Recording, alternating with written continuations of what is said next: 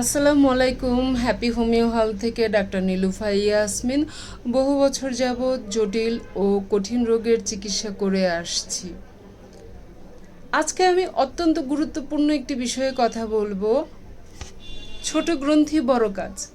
আমাদের শরীরে এমন একটি গ্রন্থি আছে যা আমাদের শরীরের ওজন, এনার্জি, মুড নিয়ন্ত্রণ করে। নিশ্চয়ই বুঝতে পেরেছেন, ঠিকই ধরেছেন, থাইরয়েড গ্রন্থি।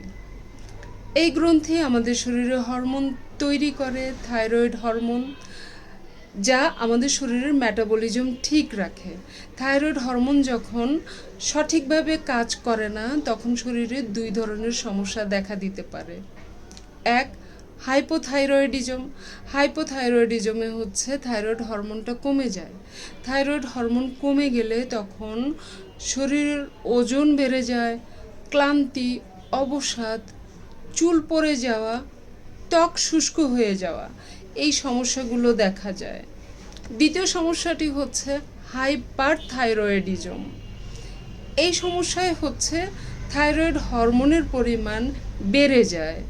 যখন এই হরমোনের পরিমাণটা বেড়ে যায় তখন ওজন কমে যায়, ঘুম কমে যায়, হৃদস্পন্দন বেড়ে যায়, নার্ভাসনেস বেড়ে যায়।